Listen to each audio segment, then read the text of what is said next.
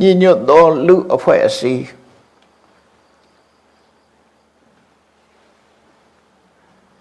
လူတွေဟာအသင်းဖွဲ့နဲ့နေကြတာဖြစ်တယ်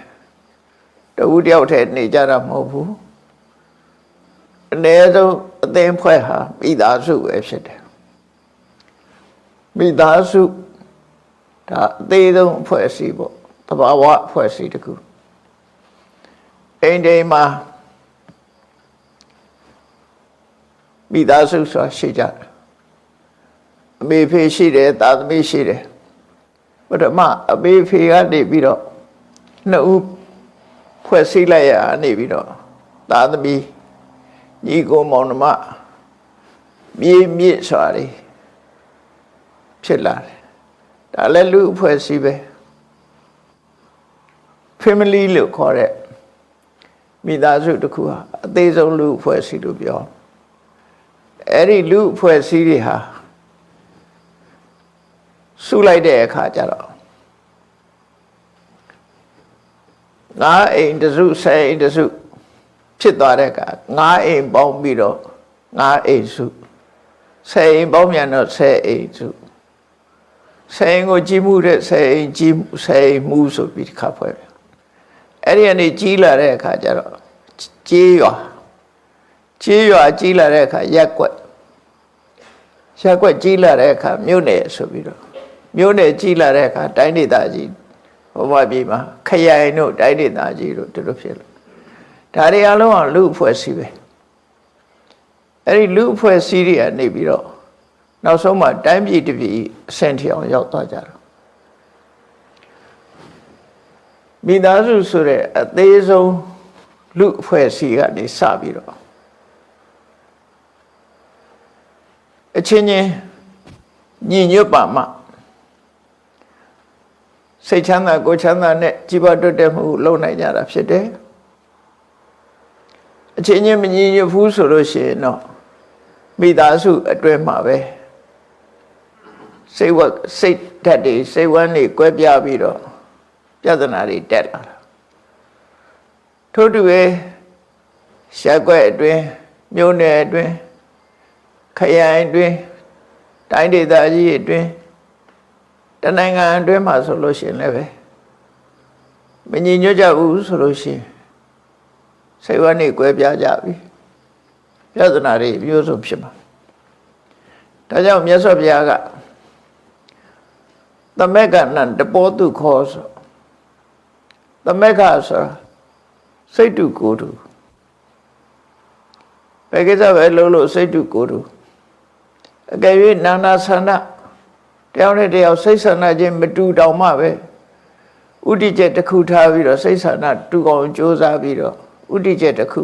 စုပေါင်းပြီးတော့လုပ်တဲ့အလေးထားအောင်မြင်ကြီးပွားခြင်းရဲ့အကြောင်းဖြစ်တယ်ဆိုတာအဲ့လိုမဟုတ်ဘဲနဲ့တူနဲ့တူငင်းခုန်လုပ်နေမယ်ဆိုလို့ရှိရင်တော့ဘယ်သူဒုက္ခရောက်တော့ဆိုဒီကွဲပြားနေတဲ့လူအဖွဲ့အစည်းဟာဒုက္ခရောက်မဲ့အဖွဲ့အစည်းဖြစ်သွားတယ်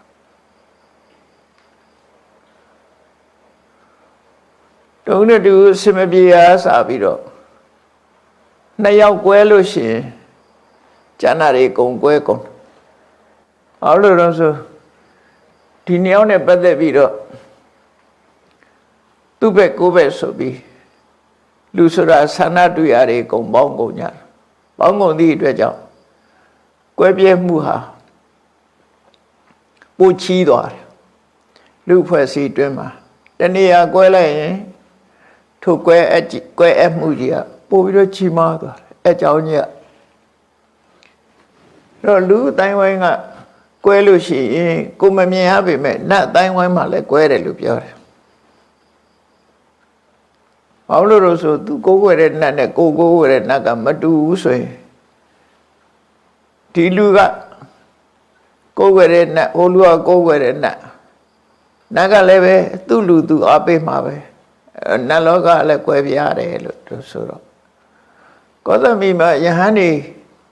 အချင်းချင်းကွဲပြားတော့ငါဆိုရင်စာထဲမှာရေးထားတာပြမပြေချီအောင်ကွဲတယ်လို့ရေးထားတာဟုတ်ပါမလားလို့တန်တရားရှိခဲ့တယ်လူဆိုတာ တရားဆိုတာစိတ်ဆန္ဒချင်းမတူတော့ဒါဟုတ်နိုင်တယ်ဖြစ်နိုင်တယ်ပေါ့နော်ကွဲပြားခြားနားကိုမွေးထားတဲ့တိရစ္ဆာန်တွေကလည်းတူတူပဲကိုမွေးတဲ့လူကိုမွေးတဲ့တိရစ္ဆာန်ဟိုဘက်ကမွေးတဲ့တိရစ္ဆာန်ဒီဘက်ကမွေးတဲ့တိရစ္ဆာန်လူတွေကွဲရင်လည်းတိရစ္ဆာန်ချင်းလည်းကွဲကြမှာပဲဒါအဲ့လိုကွဲပြားမှုတွေကတယောက်ကစားလိုက်လို့ရှိရင်အကုန်လုံးကွဲကုန်သမက်ကဆိုတာအဲ့လိုမဟုတ်ဘူးသူနဲ့ကိုယ်နဲ့စိတ်တူဆန္ဒတူစုပေါင်းတာအဲ့တော့ဆန္ဒဆိုတာတူညီဖို့အတော်ခက်တယ်နာနာဆန္ဒနာနာဓိမုတ်တိကလူဆန္ဒဆိုတာတဲ့အမွားမွေးတောင်မှအမွားမွေးတဲ့ညီကိုရင်ညီမရင်တောင်မှပဲစိတ်ဆန္ဒချင်းမတူဘူးတဲ့မတူသည့်အတွက်ကြောင့်စိတ်ဆန္ဒပေါ်မှာအခြေခံမဲ့ဆိုရင်ကွဲဖို့ရအပဒံလွယ်နေတယ်ကွဲဖို့အတွက်လည်းအဲ့တော့ညီညွတ်ဖို့ဆိုလို့ရှိရင်တော့ဘယ်လိုလုပ်ရမလဲညီညွတ်ဖို့ဆိုလို့ရှိရင်တော့ရှင်နုရုဒ္ဓတို့ရှင်ကိဝိလတို့ရှင်နန္ဒီယတို့ရဲ့ထုံးကိုနှလုံးသွင်းရမယ်ဒီသုံးပါးဟာအမှန်တမ်းညီညွတ်တယ်ဆိုတာစိတ်ဓာတ်ညီညွတ်အောင်ဘယ်လိုနှလုံးသွင်းပြီးဘယ်လိုဆက်ဆံကြရအောင်ဆိုရင်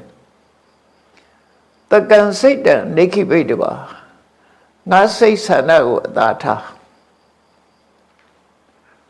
အညတစိတ်တဝတိနဝတ္တေယ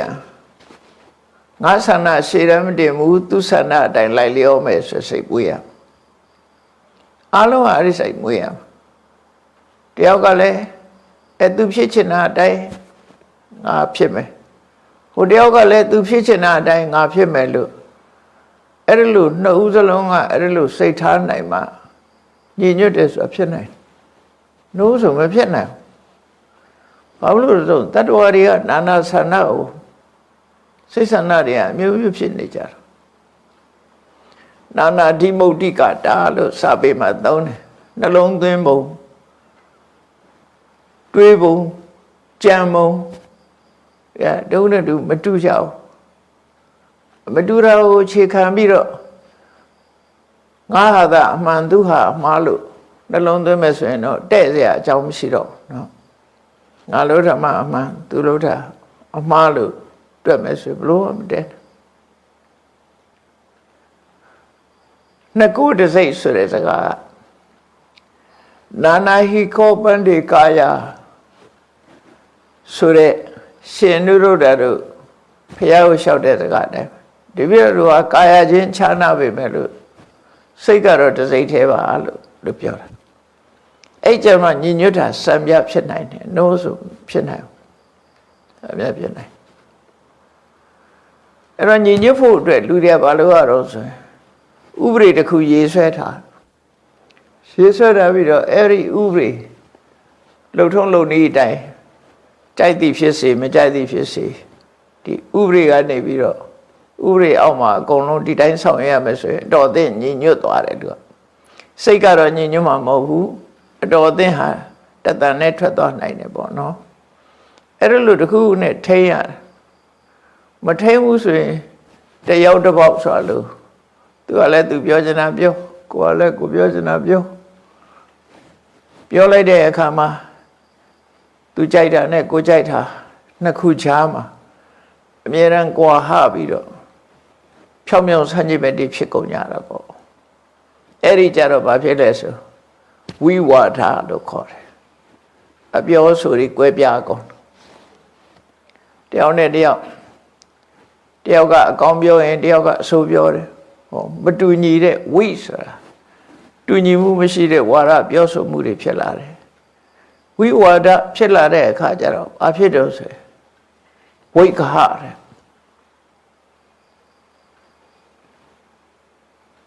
ကိုကြိုက်တာသူကြိုက်တာဆိုတဲ့အယူဆတွေကကွဲပြားလာတယ်ဖန္ဒနာကိုကြိုက်တဲ့ဘောမှာမူတည်ပြီးကိုမကြိုက်တာနဲ့ပတ်သက်ပြီးဝေဖန်ကြတယ်ပြစ်တင်ကြတယ်ဆွေးနွေးတိုင်ပင်ကြတယ်ဆိုစာပေမှာအဲ့ဒီစကားလုံးလေးတွေသုံးတယ်ပန္နနာဆိုတာညင်ညခုံညကလဟဆိုတာရံဖြစ်ကြတယ်ဝိဝါဒဆိုတာ အပြောဆိုတွေကွဲပြားလာကြတယ်အဲ့ဒီလိုဖြစ်ခြင်းဟာရှင်ထဲမှာဘာတွေရှိတယ်လို့ဖြစ်တာတော့လို့ဆိုတော့ရသော်ဗျာဝိဝါဒမူလသုံးမှာကြတော့ဒီလူတွေကရင်ထဲမှာအမုန်းတေးတွေရှိနေလို့ဖြစ်တာတဲ့မာနတွေရှိနေကြလို့ဖြစ်တာတူနဲ့တူအနိုင်ယူခြင်းတဲ့စိတ်တွေရှိနေလို့ဖြစ်တာ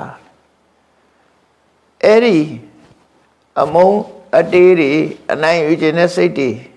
မထားဘူးဆိုလို့ရှိရင်ကွယ်ပြားစရာအကြောင်းမရှိဘူးကွယ်ပြားစရာအကြောင်းမရှိဘူးအဲ့တော့တရားတွေရဲ့ယင်ထဲမှာလူတွေရဲ့ယင်ထဲမှာအဲ့ဒီအညိုအတေးအတ္တမာနတွေလွှမ်းမိုးနေတာဆိုတော့ညီညွတ်ဖို့ဆိုတာတော်တော်ခဲနေညီညွတ်ဖို့ဆိုတော့မညီညွတ်လို့ရှိရင်လေသူတလူငါတမင်းဖြစ်ပြီးတော့တုံးတူကွဲပြားခြားနာပြီးနောက်ဆုံးဟာလူအဖွဲ့အစည်းကြီးကပျက်စီးသွားတာဝေသာလီပြည်မှာဆိုလို့ရှိရင်ဝေသာလီကလိတ်ဆွေမင်းတွေဟာလွန်ညီညွတ်တယ်သူတို့ကမင်းဘာပေါင်းလို့ပြောရင်ပြောမင်းပေါင်း9900ယောက်အဖွဲ့အစည်းမှာသူတို့9900ယောက်အဲ့ဒီလိုတိုင်းပြည်ကိုအုပ်ချုပ်ကြတာဆွေးနွေးတိုင်ပင်ပြီးတော့စီဝေးထိုင်ပြီးဆွေးနွေးတယ်ပြီးမူချမှတ်ပြီးတော့သတ်မှတ်ပြီးတော့လုပ်ကြတာအဲ့ဒါမှညီညွတ်တယ်ဖះလက်ထက်ကတော့ညီညွတ်တာစာမြဖြစ်တယ်နောက်မြတ်စွာဘုရားတက်တော့80အရွယ်ဖြစ်တဲ့အခါမှာအဲ့ဒီညီညွတ်ရေးကြီးကပြိုကွဲသွားလို့ဝေသာလီပြည်ကြီးကဖြိုခွဲခံလိုက်ရတယ်ဖြိုခွဲခံလိုက်ရတယ်နောက်ဆုံးမှာဝတ္တကာရဆိုတဲ့အဇာတတရဲ့အမတ်ကြီးက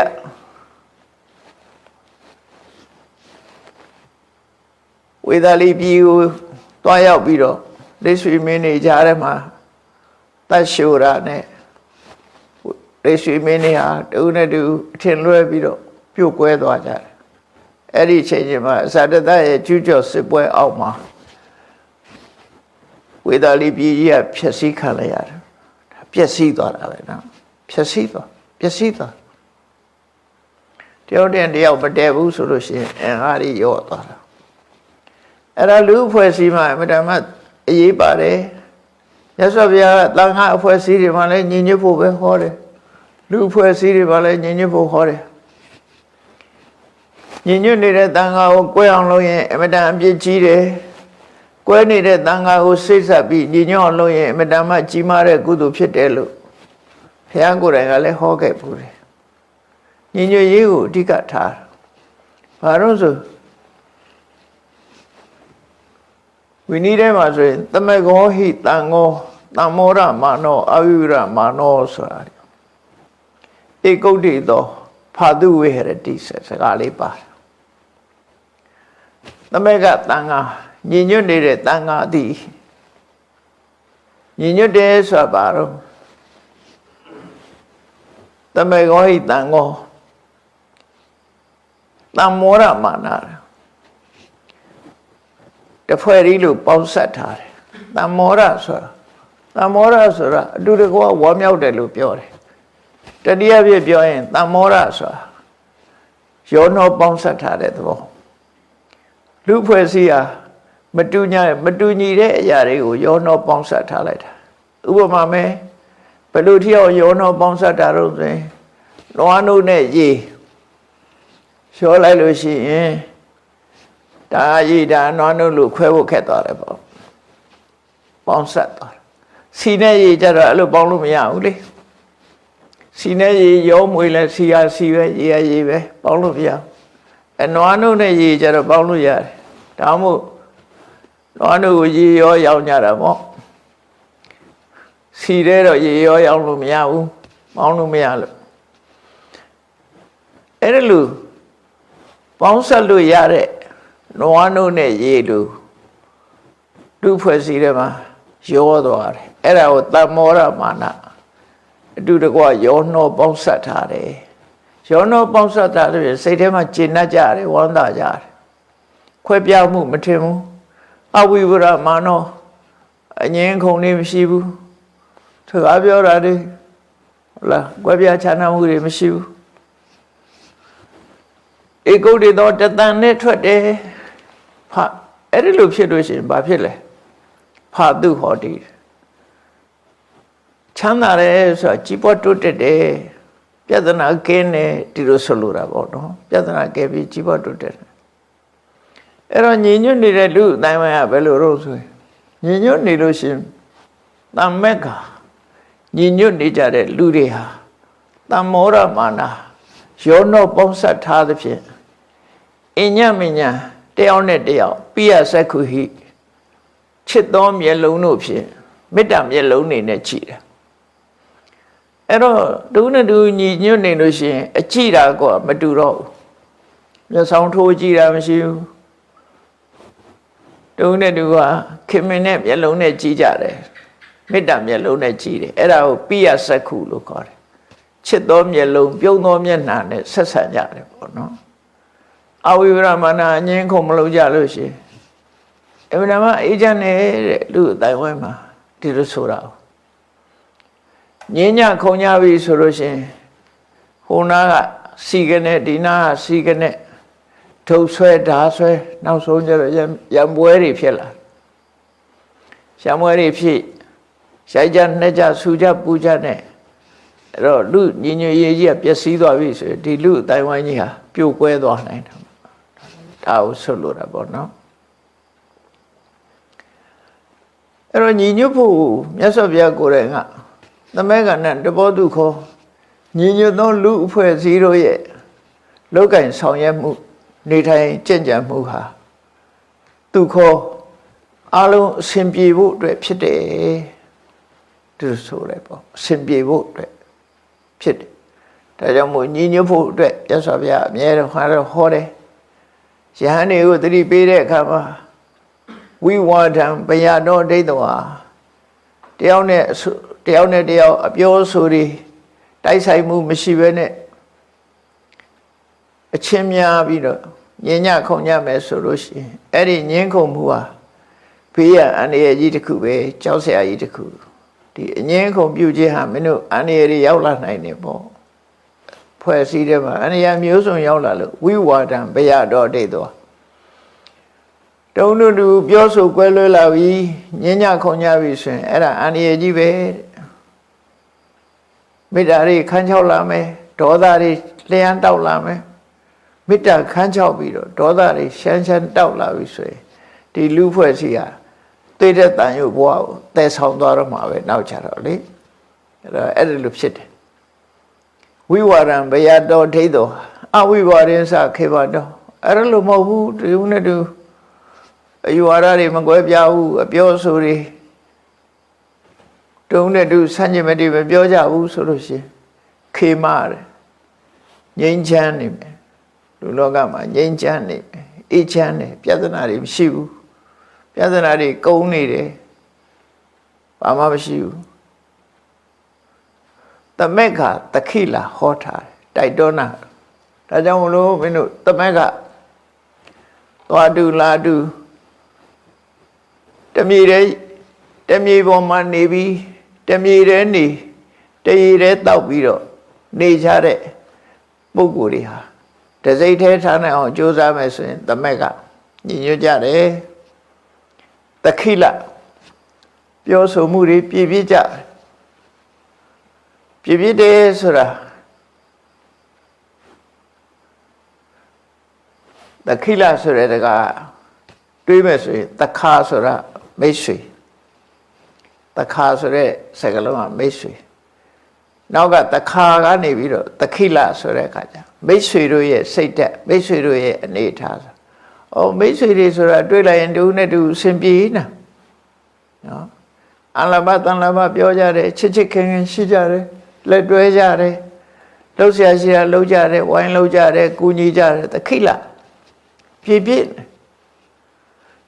အဲ့လိုမိတ်ဆွေရဲ့အနေအထားမျိုးဖြစ်အောင်နေချလို့မြတ်စွာဘုရားတိုက်တွန်းသမက်ကတခိလဟောထဧတဗုဒ္ဓဒုတ္တတိ ဒါဗုဒ္ဓရဲ့အဆုံးအမပဲညင်ညွတ်ကြလို့ဆိုပြီးတော့ဟောတာအဲ့တော့နဲ့ပတ်သက်ပြီးတော့မညင်ညွတ်ရင်ဘာဖြစ်နိုင်သလဲတခါတော့ကပိလဝကတ္တဂဝေမင်းနေနဲ့ကောလိယဒေသကတာဂဝေမင်းနေဟာကောလိယတွေဟာအမျိုးတော်ကြတယ်သူတို့အဖေမျိုးနဲ့အမေမျိုးပေါင်းဆက်ထားခုပဲအမျိုးဒီပဲအမျိုးတာဂိယနဲ့ကောလိယနှစ်ခုကြားမှာရောဟိနီဆက်မြစ်ငယ်မြစ်ကလေးတစ်ခုစီးဆင်းနေတယ်အဲ့ဒီမြစ်ရေကိုရလို့မှုနဲ့ပတ်သက်ပြီးတော့ရှေးအငင်းပွားတဲ့ပြဿနာပေါ်လာတယ်ဖះလက်ထက်ကအဲ့ဒီလိုပေါ်လာတဲ့အခါမြတ်စွာဘုရားကိုယ်တိုင်သွားရောက်ပြီးတော့ဆွေတွေမျိုးတွေကိုဖြောင်းပြပြီးပြောတာညင်ညွတ်ဖို့မညင်ညွတ်ရင်ကြွယ်ကြပြဲကြရင်အနေဖြစ်တယ်ဆိုတဲ့အကြောင်းတွေကိုဟောတဲ့ထဲမှာမြတ်စွာဘုရားဟောတဲ့ပုံဝုထုလို့ပြောခြင်းပြောပေါ့ပုံဝုထုဆန္ဒကလေးတစ်ခုဟောတဲ့ဇလန်းတွေအများကြီးရှိတဲ့ထဲမှာမညင်ညွတ်ရင်ဘလို့ပျက်စီးနိုင်တယ်ဆိုတာဟောထားတဲ့ဇလန်းလေးရှိတယ်အဲ့ဒီဇလန်းလေးကပုံဝုထုဆန္ဒသို့သောတကယ်အဖြစ်ပြက်ပုံဝုထု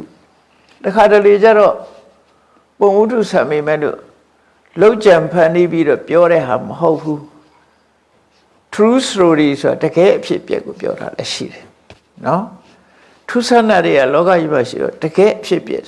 တကယ်အဖြစ်ကို true story တကယ်ကိုအစစ်မှန်ဖြစ်ခဲ့တဲ့ဟာ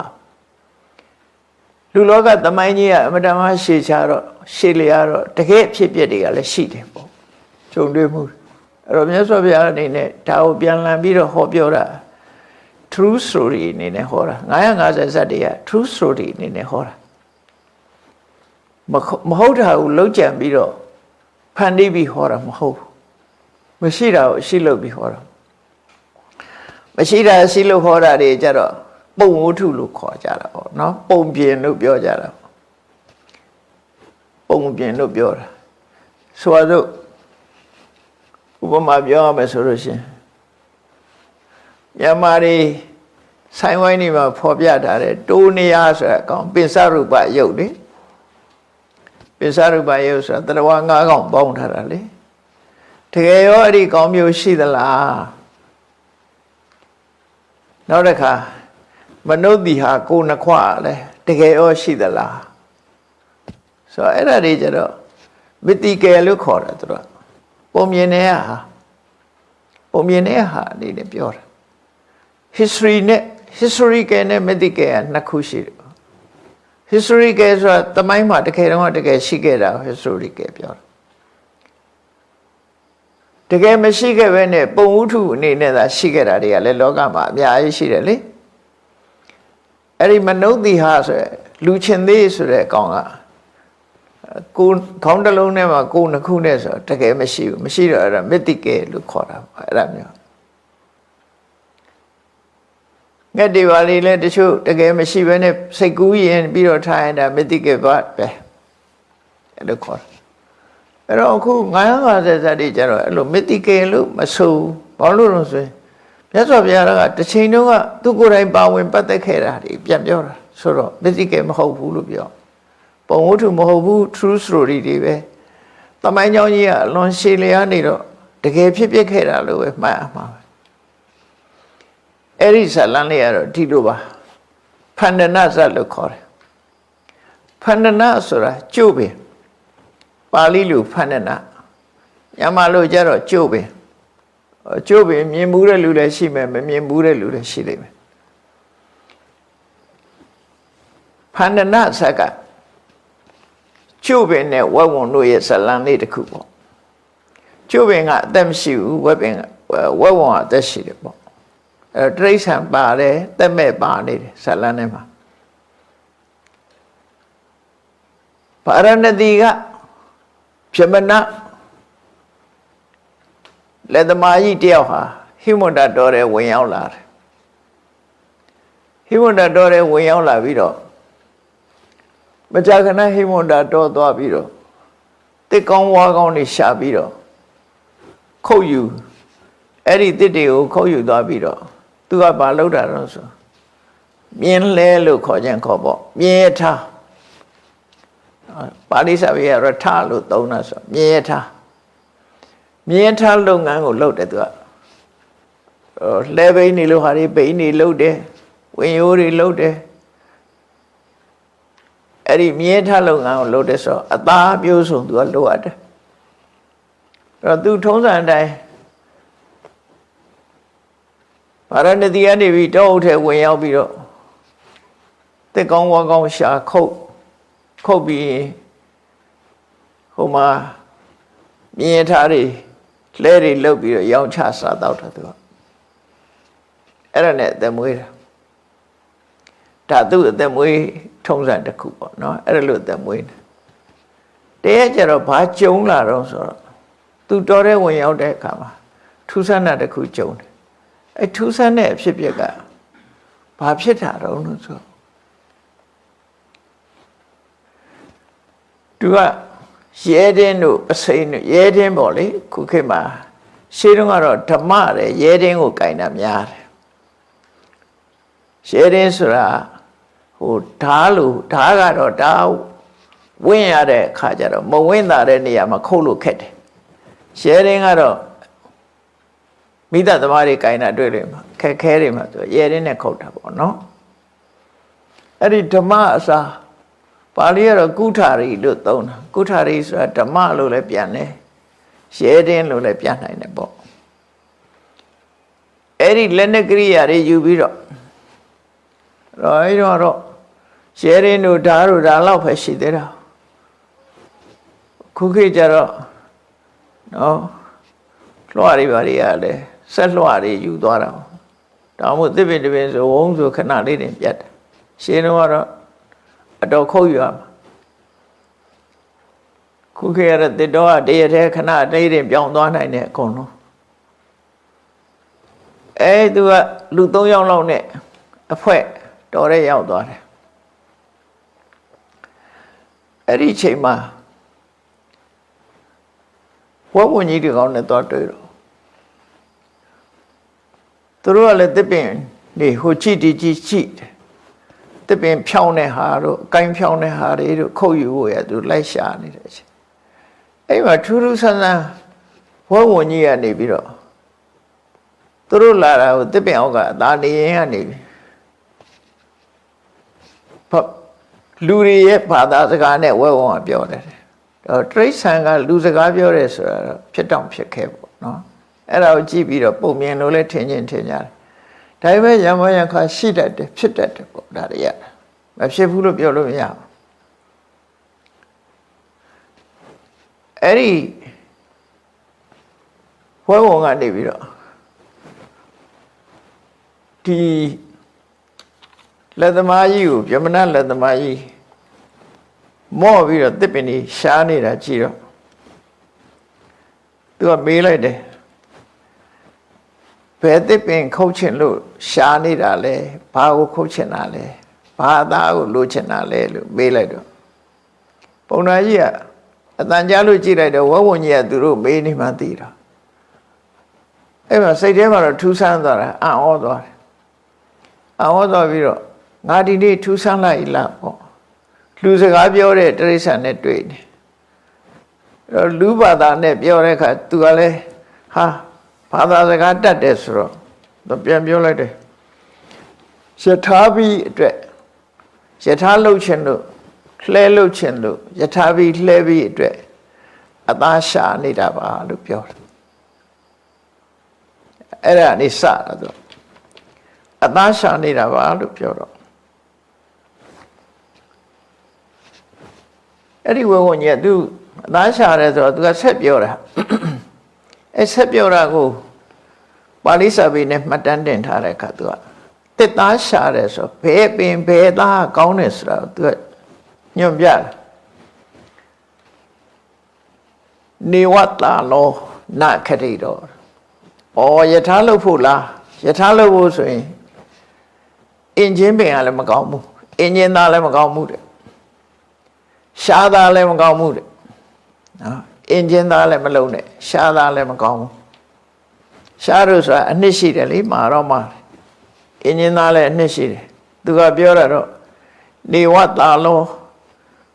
အင်းင်းသားလည်းမကောင်းပါဘူးနာခတိတော့ရှားပင်ရှားသားလည်းမကောင်းဘူး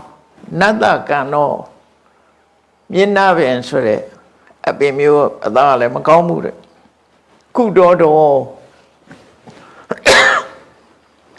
မြောင်းကိုသားဆိုတာဘယ်ကောင်းမလဲတဲ့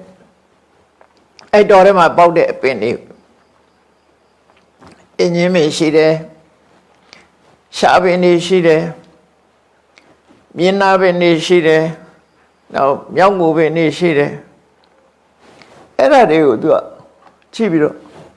အဲ့ဒီပင်တွေရဲ့အသားတွေကမကောင်းပါဘူးတဲ့ရုခောစဖဏနောနာမတန္တာရုံနေမိယတန်လာဒီသုံးတဲ့နဲ့အသားတော့အလွန်ခိုင်ပြီးတော့အလွန်ကောင်းတဲ့အသားတော့ကျုပ်ပင်ကအသားပဲဖြစ်ပါတယ်အဲ့နောက်မှလည်းကျုပ်ပင်ကြီးရှိတယ်အဲ့ကျုပ်ပင်အောင်ကနေသူပြောတာလက်သမားဆရာကြီးစိတ်ကူးမလို့နဲ့စိတ်ကူးမလွဲနဲ့ကျုပ်ပင်သားဟာအကောင်းဆုံးပဲခမရလုပ်ချင်တဲ့ယထာအတွက်ကျုပ်ပင်သားအကောင်းတယ်ဘာဖြစ်လို့သူကကျုပ်ပင်ကိုဝက်ဝံပြောတာတော့ဆိုမကြခင်ကသူကကျုပ်ပင်အောင်မှာအိတ်နော်ကျုပ်ပင်အောင်အိတ်နေတဲ့အချိန်မှာတောဆိုတာတခါလေကနေတိုးတယ်လေတိုးလိုက်တော့ကျုပ်ပင်ကအကိုင်း6ကလေးတွေကသူလေတိုးလို့ကြပြီးတော့အိပ်ပျော်နေတဲ့ဝဲဝံကြီးရဲ့ပခုံးမော်နည်းနည်းကြီးတဲ့ကျုပ်ပင်ကိုင်းကြီးကကြလိုက်တော့ဖြုတ်ခနဲ့ဆိုလန့်ပြီးတော့နာလဲနာသွားတယ်နည်းနည်းနာသွားတယ်ကျုပ်ပင်ကိုင်းကသူ့ပေါ်ကြလိုက်တဲ့အခါလန့်ဖြန်းပြီးတော့ထပြေးတယ်ထပြေးတော့သူစိတ်ကလည်းဆိုးသွားတယ်ငါအိတ်နေတာငါပေါ်မှာဒီကိုင်းချမလားအထာနာကောပလို့ခေါ်တယ်လူဆိုတာလေခလုတ်တက်ရင်ခလုတ်ဆဲတဲ့လူတွေရှိတယ်လေခလုတ်သူဟာသူနေတာသူဟာသူဝင်တိုက်ပြီးတော့ခလုတ်ဆဲတဲ့လူဟာရှိသေးတယ်ဒါရှိတယ်သဘာဝငယ်တော့ရွာဘက်မှာဆိုကြားဘူးတယ်လူကြီးတယောက်ကစိတ်ဆိုးတယ်စိတ်တူတယ်သူကတလန်းလုံးလှေကိုကျိုးဆွဲပြီးတော့တက်လာခဲ့တာရေးစမ်းမှာရွာနာရောက်တဲ့အခါမှာလေလေးကဖြူဖြူတိုက်လာတော့အဲ့ကြတော့မှရွက်လွန့်ကဲခုမှတိုက်စမ်းกว่าမင်းတိုက်တော့ငါလွင့်သွားမယ်ဆိုရွာရောက်ရဲ့တန်းနဲ့လေမဆိုင်ဘဲနဲ့ဟိုးအထက်ထီအောင်တိုက်သွားရွာကျော်ရွက်လွန့်ဆိုတာအဲ့ဒါပြောတာစိတ်တူတာစိတ်ဆိုးတာ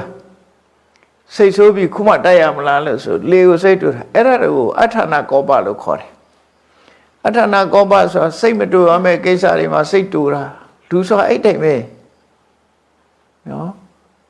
ခလုတ်တိုက်ရင်ခလုတ်ကိုခြေထောက်နဲ့ခတ်ပစ်တာတို့လှုပ်တဲ့လူတွေရှိတယ်စိတ်တူတယ်လို့အဲ့ဒီခုနကရွာကျော်ရတဲ့လူကြီးပဲသူကမန္တတွေပါနေဆောက်တဲ့ထဲမှာသူလှုပ်တဲ့အခါမန္တကံလို့လှုပ်လိုက်လေပွေရတိုက်လိုက်ဆိုတော့စိတ်ဆိုးပြီးတော့လေကိုဓာတ်နဲ့ရမ်းတာလဲသူပဲဒါတကယ်ပဲသူလှုပ်တာအဲ့တော့လောကကြီးမှာလူတွေကနေပူရမလားလို့ဆဲတယ်လေတိုက်ရမလားလို့ဆဲရတယ်တချို့လူတွေကလေအလုံးလျောက်စိတ်တူးအဲ့ဒါကိုအထာနာကောပလို့ခေါ်တယ်အရာမဟုတ်အကြောင်းမဟုတ်ဘဲနဲ့အလကားစိတ်တူးနေတယ်ပေါ့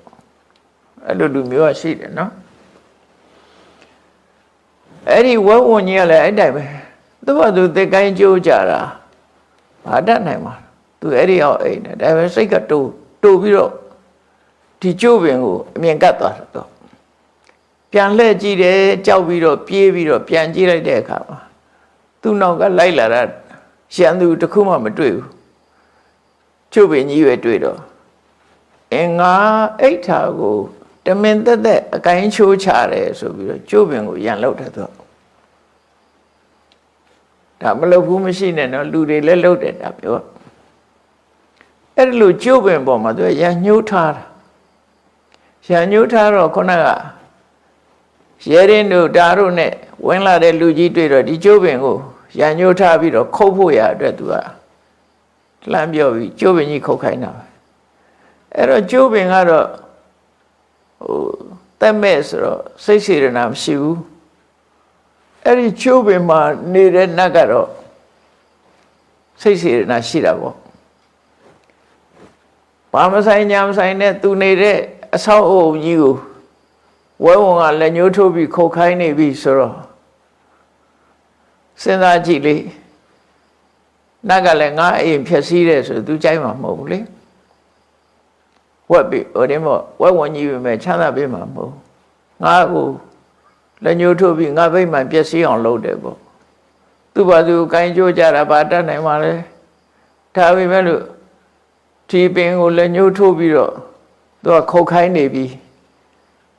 မင်းလှုပ်လို့ရှိရင်တော့ငါဗိမ္မာန်မင်းဖြတ်တာမင်းလည်းသိစေမယ်ဆိုပြီးတော့ရှုပ်ကစိုးနတ်ကသူကလည်းပဲငါပင်ခုတ်ရင်တော့မင်းတော့ငါလှုပ်မှာပဲဆိုပြီးဒေါသနဲ့ပြန်ပြီးတော့တုတ်ပြန်ထားတယ်ဒါတွေကလောကမှာတကယ်ဖြစ်နိုင်တာတွေကြီးပဲနော်အဲ့တော့လက်သမားဆရာကြီးကိုပြောတယ်အကောင်းဆုံးကတော့အင်းကြီးပင်လည်းမဟုတ်ဘူးနော်ဒီရှားပင်လည်းမဟုတ်ဘူးမြောင်းကိုပင်လည်းမဟုတ်ဘူးညနာပင်လည်းမဟုတ်ဘူးအကောင်းဆုံးကတော့ချုပ်ပင်ပဲတဲ့ကျို့သားဟာသိကောင်းတယ်ပေါ့အဲ့လိုပြောတဲ့အခါကျတော့လက်သမားဆရာကြီးကျို့ပင်မသိတဲ့သဘောပေါ့အဲ့ကျို့ပင်ဘယ်မှာရှိလဲလို့သူကမေးတယ်ကိရိတာနိ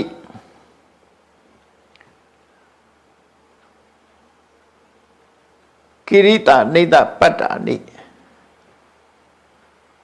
ခန္နောဝါပနတာကိရိတောပုတ်ထောမေတမ္မအခါဟိကထံဇာနေမှု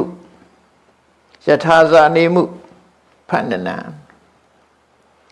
လက်တော်ဆရာကြီးကျိုးပင်ဆိုတာကအရွက်ကဘယ်လိုပုံစံရှိသလဲတဲ့သူ့ရဲ့ပင်စီကဘယ်လိုပုံစံရှိသလဲတဲ့နော်ကျိုးပင်ကိုမမြင်ဘူးလို့မြင်ဘူးတောင်မှပဲကျိုးပင်အကြောင်းကိုပြောပြသမှာကျိုးပင်ဆိုတာဘယ်လိုဟာဆိုပြောပြသမှာပြောတော့ဝဝညက်ပြောတယ်ယတတခပလံပန္တိကျိုးပင်ဆိုတာဗျာတဲ့အကိုင်းတွေကတွဲလေးအောက်ကျနေတယ်ညွတ်ကျနေတယ်ကျိုးပင်ဆိုတာတချို့ပင်တွေကလေအောက်တွဲကျတယ်လေတချို့ပင်တွေကအထက်ကားတက်တယ်လေခြားပါပါနာတို့ဘာလို့ကျထက်တက်ကော့နေတာရှိတယ်အောက်တွဲကျနေတဲ့ပင်ကလည်းရှိတယ်သူမျိုးနဲ့သူပဲပေါ့အကျိုးပင်ဆိုတာအကိုင်းတွေကအောက်တွဲကျနေတာနယ်သာလန်နိုင်ငံရှောက်တုံးကအဲ့တော်ကြီးထဲမှာသုတ်တန်ကြီးတစ်ခုရှိတယ်အဲ့သုတ်တန်ဆိုရင်တသက်ရဲ့သူတို့လှုပ်ထားတာဆိုအဲ့သုတ်တန်နာရောက်တဲ့အခါကျတော့တစ်ပင်ကြီးတွေကဆွေဖားလားချထားတဲ့ပုံစံကြီးအကိုင်းကြီးတွေကလဲပြီးတော့အောက်မှာနေတာရုံလေးတွေကအဲ့ဒီအောက်မှာနေကြတာတကယ်ထူးဆန်းတဲ့အဲ့တစ်ပင်မြင်မှုတယ်တကယ်မြင်ခဲ့တာလူလှုပ်ထားတာမဟုတ်လူရဲ့စပင်ကိုဖားလားချထားသလိုပဲအပေါ်အကိုင်းတွေကအောက်ကနေကွေးပြီးတော့မြေကြီးကိုသွားတိုက်တယ်ဒီဗမာပြည်မှာလဲဟိုအတော့ကအရွက်လဲပင်နေရှိတယ်လေတရုတ်တယ်လို့လဲခေါ်ကြတယ်ရွက်ကားပင်ရှိတယ်အောက်ကိုရွက်တွေလဲကျနေတဲ့ပင်ရှိတယ်အဲ့ဒီသစ်ပင်ကြီးတွေကတကယ်စပင်ဖားရချထားတဲ့ပုံစံကြီးတွေပြင်ဒီပင်ကြီးတွေဘာပဲလို့ဆို weeping tree လို့ခေါ်တယ်တဲ့ငိုးနေတော့သစ်ပင်များလို့ဆိုပြီးတော့အဲ့ခေါ်တယ်ထူးထူးဆန်းဆန်းပဲနော်သုတ်တန်နဲ့တော့ကိုက်နေတာ weeping tree တဲ့အဲ့မှာတွေ့ရတယ်ထူးဆန်းအဲ့ဒီလိုသစ်ပင်ရဲ့ပုံသဏ္ဍာန်ကိုပြောပြတာကျုပ်ပင်ဆိုတာတဲ့သူ့ရဲ့အရွက်ကအောက်တွဲလေးကျနေတယ်တဲ့ပြီးတော့အဲ့ဒီအရွက်ကိုဆွဲခိုလည်းပဲမကျိုးဘူးတဲ့တော့တဲ့မဆက်ဘူးပေါ့ဟောလို့ကြတော့ကျိုးတချို့ကိုင်းကြတော့မကိုင်းလိုက်နဲ့ကျိုးဆက်ဥပမာမကြီးပင်တို့ဆိုကိုင်းသေးသေးလေးလေကိစ္စပြုလူခိုစီးမကျိုးတချို့ကကြကျိုးကြတယ်အကိုင်းကြီးတောင်ကျိုးကြတယ်မကျိုးဆက်ဘူးပေါ့အဲ့ကျိုးပင်ဟာအကိုင်းကလည်းမကျိုးဆက်ဘူးတဲ့ အဲ့ဒီအပင်မျိုးသောရုခောဖန္နနောနာမယတမူလေအဟံထိတော်တယ်ကျွန်ုပ်ရက်နေတဲ့တစ်ပင်အဲ့ဒီတစ်ပင်မှာကျွန်ုပ်ရက်နေတာအဲ့ဒါကျုပ်ပင်ပေါ်တဲ့သူရက်နေတဲ့အဲ့ဒီအပင်အောက်မှာသူရက်နေတာတဲ့ကျုပ်ပင်ဆိုတာဒီပင်ပဲလို့ပြလိုက်တယ်အရဏံစက္ကနာဘိနံဣတာနေမိရထသသသဗ္ဗတတိကမ္မနိယောအယံဟိတတိဖန္နနောဒီကျုပ်ပင်သားဟာနော်ဘီလို့တဲ့အခါထောက်တန်နေလုံးမလားဘီရဲ့အကွတ်လုံးမလားယထာရဲ့ယထာသံဆိုတဲ့အချောင်းအနေနဲ့သုံးမလားအကွတ်အနေနဲ့သုံးမလားယထာတစ်စင်းလုံးအတွက်တော့အမတန်သုံးလို့ကောင်းတဲ့အသားဖြစ်ပါတယ်လို့ဘုရားဝန်ကြီးကအဲ့ဒါလို့ပြောလိုက်တယ်အဲ့လိုပြောလိုက်တဲ့အခါကျတော့လက်သမားကဟန်ကြလိုက်တာဒီကံကောင်းလိုက်တာကျုပ်ပင်ကြီးအောင်ရောက်နေတယ်ကျုပ်ပင်ကကောင်းတယ်လို့ဝဲဝံကလည်းပြောတယ်တရိစ္ဆာန်နဲ့ကောင်ငါအကူကြီးပေးတယ်ဆိုအဲ့ကျုပ်ပင်ကြီးခုတ်ကျုပ်ပင်ခုတ်တဲ့အခါကျတော့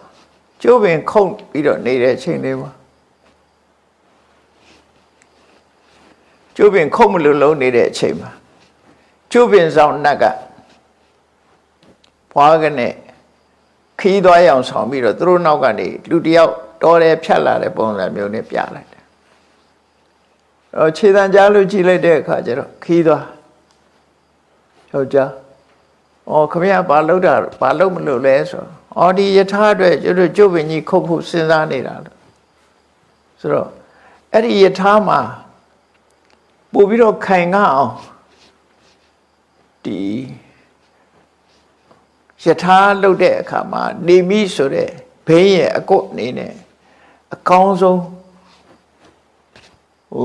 ထဲ့ကျင်တယ်မဟုတ်လားတဲ့အကောင်းဆုံးထဲ့ကျင်ရင်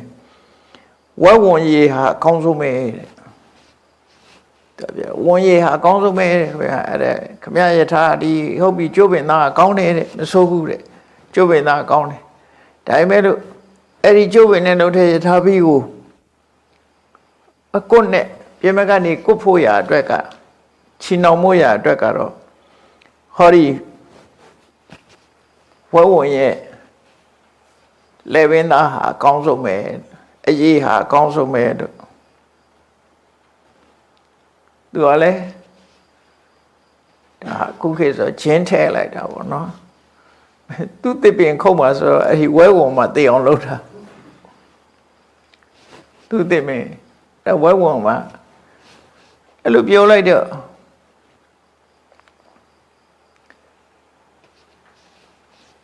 ဒါဖြင့်ဝဲဝံကဘယ်မှာရှားမှာတော့ဆိုအဲ့ဒီနားနေမဲ့အဝေးကြီးမရောက်သေးဘူးအဲ့ဒီဝဲဝံရှိတယ်တဲ့ခင်ဗျားသွားပြီးတော့သူပဲဒီတစ်ပင်ကိုညွှန်ထားတာဆိုတော့တဲ့သူ့ဘယ်နာခုတ်အောင်မလဲလို့သွားမေးတဲ့မေးရင် तू ကလိုက်ပြလိုက်မယ်တဲ့တစ်ပင်ကို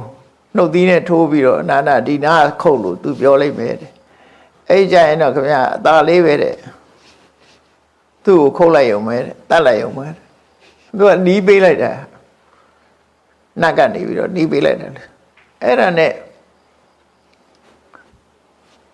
ကြည့်လိုက်တော့ဝဲဝံအသိအဝေးကြီးမရောက်သေးဘူးဒါနဲ့ဝဲဝံ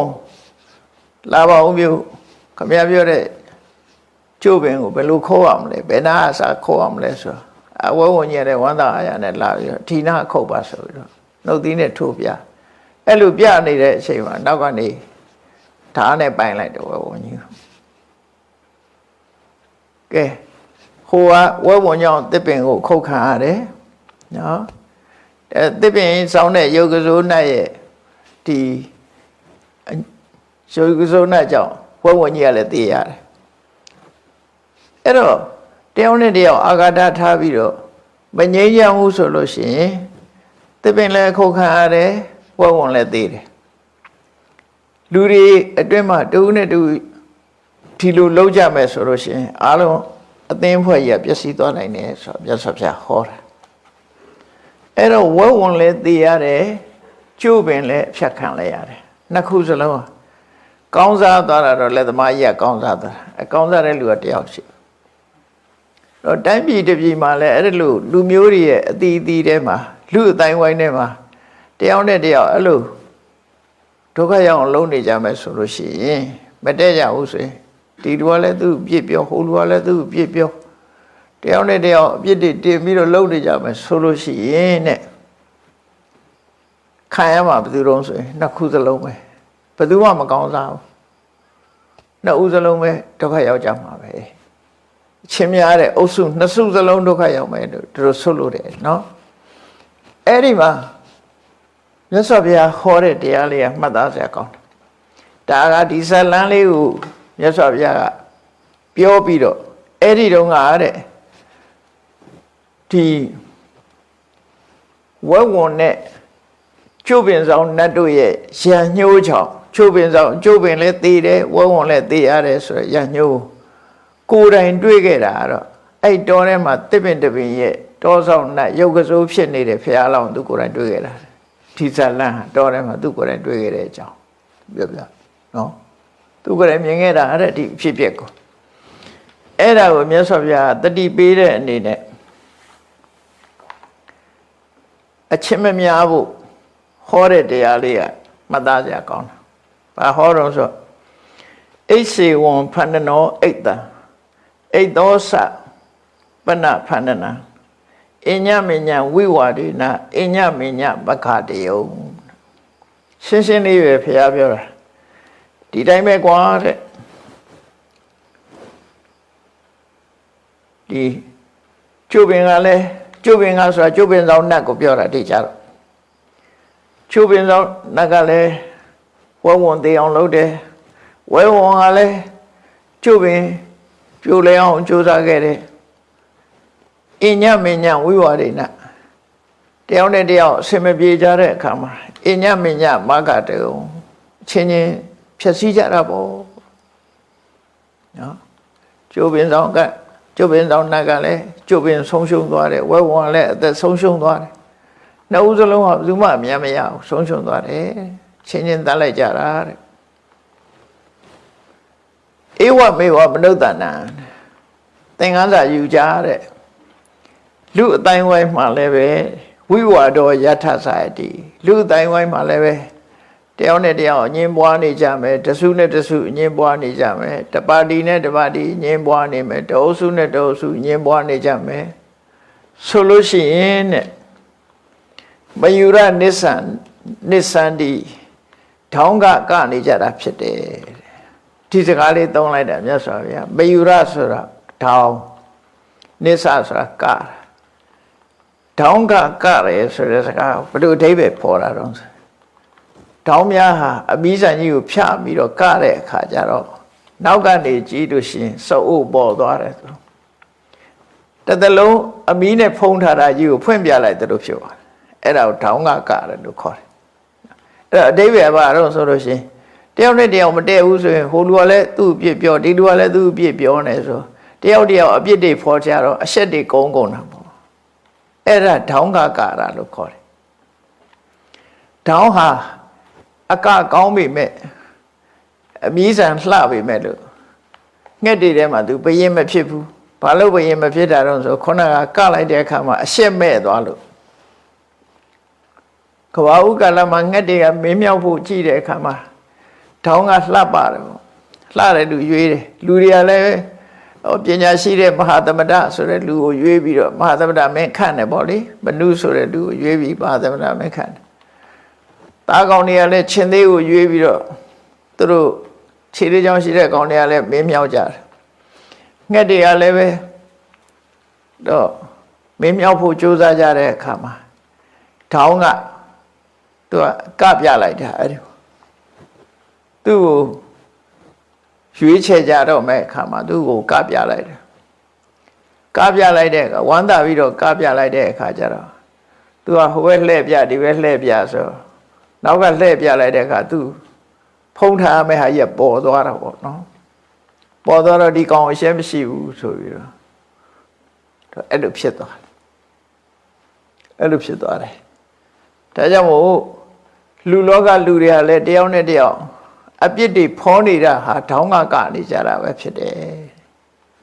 ဖုံးထားတဲ့ဗျဖုံးထားသမျှကုန်းပြမှပေါ်စွာလို့ပဲဖုံးထားတဲ့အကုန်လုံးကပြလိုက်တော့အကုန်ပေါ်ကုန်တယ်အဲ့လိုမြတ်စွာဘုရားဒါဥပမာပေးထားဒါဘုရားကိုယ်တိုင်ဖြစ်မှဟောတဲ့တရားဒါမယူရနိစ္စံနိစ္စန္တိမင်းတို့တောင်းကားကြတာပဲတဲ့ယထာတိအိဒ္ဓဖန္နနာဝဲဝင်နဲ့ကျုပ်ပင်လိုပဲတဲ့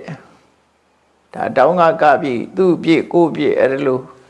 ဖော်ထုတ်ပြီးနှုတ်စလုံးပျက်စီးသွားမှာပဲခုံပြက်သွားကြမယ်ဆိုပြီးတော့မြတ်စွာဘုရားကဆုံးမစကားနောက်ကဘာပြောတော့တံဝောဝရမိဖတ်တံဝောမင်းတို့ကငါရှင်းရှင်းလေးပြောမယ်မင်းတို့မှာယဝန္တိထသမဂမခုစီဝေးမိတဲ့ပုဂ္ဂိုလ်တွေအားလုံးမင်းတို့ကောင်းခြင်းမင်္ဂလာတွေဖြစ်ပါစေကောင်းခြင်းမင်္ဂလာတွေမင်းတို့ဖြစ်ပါစေတမ္မောတထမာဝိဝေတထမင်းတို့တယောက်နဲ့တယောက်စီလုံးကြပါတဲ့မာဝိဝေတထအငြင်းမပွားကြပါနဲ့ဒါဖះဆုံးမလိုက်တဲ့စကားပဲเนาะ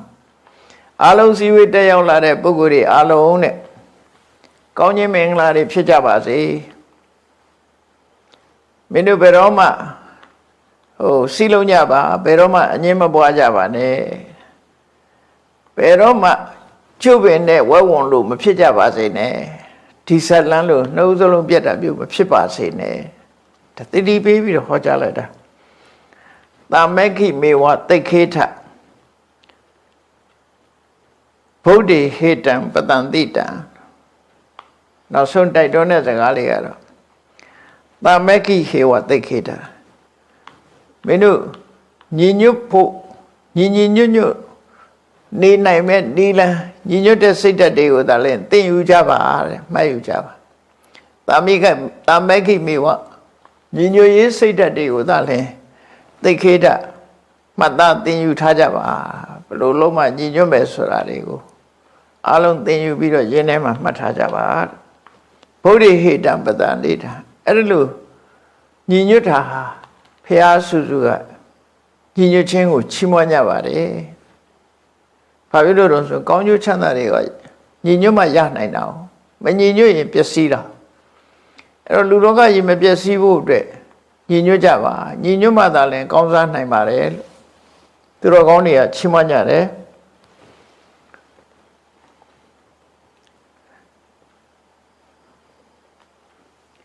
သမက္ခိရတောဓမ္မထောယောဂခေမှာနတ္ထံတတိသမက္ခိရတောညီညွတ်ရေးမှာပျော်မွေ့တယ်လူတွေဟာတယောက်နဲ့တယောက်တဲ့နေတာကိုမပျော်တဲ့လူကရှိတယ်မပျော်တဲ့လူတွေဆိုတာအဲ့ဒါဂျင်းထဲတဲ့လူတွေအညောင်းထောင်တဲ့လူတွေအဲ့ဒါကြိုက်ညီညွတ်ထောင်မကြိုက်တဲ့လူတွေလောကမှာအများကြီးပဲတယောက်နဲ့တယောက်တဲ့နေပြီဆိုရင်ဘာလို့ရမလဲဆိုတာကြည့်ညောင်းထောင်မှုချိနေကြတာအဲ့ဒါလို့မလုပ်ကြပါနဲ့တဲ့အမြောက်ပင်နေဝင်ပြီးတော့မလုပ်ကြပါနဲ့သမက္ခိရတောကိုယ်တိုင်လည်းညီညွတ်တယ်ညီညွတ်တဲ့သူများကိုလည်းညီညွတ်အောင်လုပ်တယ်ညီညွတ်ရေးမှသာပျော်မွေးတဲ့ပုဂ္ဂိုလ်မျိုးဖြစ်ပြီးတော့ဓမ္မထောတကယ်ဓမ္မလမ်းကြောင်းအတိုင်းကျင့်သုံးနေထိုင်မယ်ဆိုရင်တဲ့ဆိုလိုတာညီညွတ်တဲ့လူအတိုင်းဝိုင်းမှာတရားဓမ္မကျင့်ကြံကြိုးကိုအထုတ်မယ်ဆိုရင်ယောဂခေမနတ္ထံတတိဘဝမှာချီနှောင်ထားတတ်တဲ့ကိရိတာတရားတွေမှာကိရိတာတရားတွေကြောင့်ကိုယ်ဘဝမပျက်စီးဘူးတန်တရားထဲမှာမနေမြုပ်နိုင်ဘူးနိဗ္ဗာန်ကိုမျက်မှောက်ပြုနိုင်တယ်လို့ဆိုလိုတယ်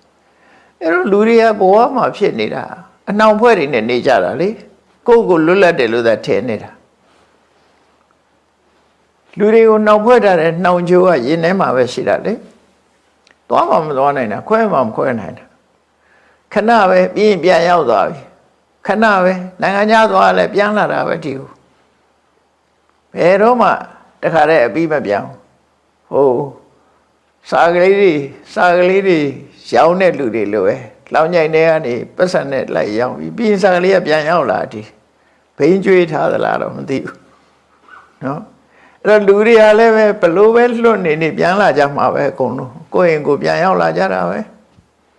ပြန်ရောက်လာတော့ဒီအနောက်ဖွဲ့တွေပဲသူတို့ကကျင့်တတ်နေသူတို့ဖြစ်တယ်အဲ့ဒါကိုယောဂလို့ခေါ်တာပေါ့နော်ချီနှောင်ထဲမှာပဲကျင့်တတ်နေအဲ့ဒီယောဂခေအဲ့ဒီအနှောင်ဖွဲ့တွေလွတ်သွားပြီးတော့တန်တရားဝကလွတ်ကင်းနိုင်တယ်ဆိုပြီးတော့မြတ်စွာဘုရားတတိပေးပြီးဆုံးမဩဝါဒပေးတာဖြစ်တယ်ရေကိစ္စနဲ့ပတ်သက်ပြီးတော့အငင်းပွားနေတဲ့ဆွေတော်မျိုးတော်တွေကိုဟောတဲ့တရားတွေမှာဒါတပုတ်အနေနဲ့ပါတယ်ပေါ့တပုတ်အနေနဲ့ပါတယ်ဒါကြောင့်မို့ဆွေတော်မျိုးတော်တွေကိုပြောတာအေးဒီအစည်းအဝေးရောက်လာတဲ့မင်းပရိသတ်အပေါင်းဆိုပရိသတ်အပေါင်းတို့မင်းတို့ကောင်းစားကြပါစေမင်းတို့မင်္ဂလာရှိကြပါစေမင်္ဂလာရှိကြပြီးတော့မင်းတို့ပေါင်းစည်းကြစမ်းပါတယောက်နဲ့တယောက်အငင်းမပွားကြပါနဲ့မင်းတို့ကြိုးပင်နဲ့ဘဝဝင်လို့ဖြစ်လိမ့်မယ်အဲ့ဒါလို့မဖြစ်စေချင်နဲ့ဆိုပြီးတော့မြတ်စွာဘုရားကဆုံးမဩဝါဒပေးတာဖြစ်ပါတယ်တရားချက်ခင်သူတော်စင်ပရိသတ်ပေါင်းတို့မြတ်ဗုဒ္ဓရဲ့ညီညွတ်ရေးအဆုံးအမတရားတော်များတွင်တရားတော်ဖြစ်သောဒီဖဏ္ဏဆလာအကြောင်းအရာများကိုဒီကနေ့ညီညွတ်သောလူအဖွဲ့အစည်းဆိုတဲ့ခေါင်းစဉ်နဲ့ဟောကြားတဲ့တရားမှာဟောကြားတာဖြစ်လို့တုံးတဲ့သူမညီညွတ်တဲ့အပြောဆိုကွဲလွဲမှုတွေရှိခဲ့သောညီညွတ်အောင်တို့တွေကြိုးစားအထောက်အမှာဖြစ်တယ်လို့ကိုယ်စီမှတ်သားပြီးညီညွတ်အောင်ကြိုးစားအထောက်နိုင်ကြပါစေကုန်သတည်း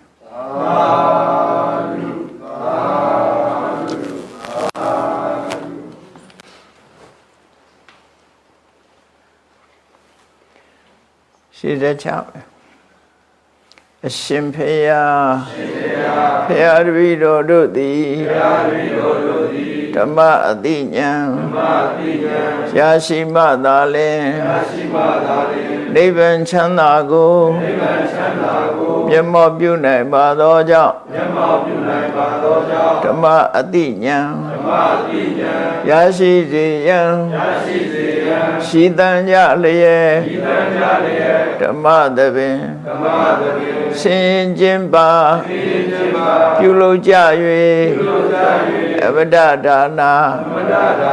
ဓမ္မဒါနာတရားအလှူတော်ကိုပေးလူကြပါကုန်၏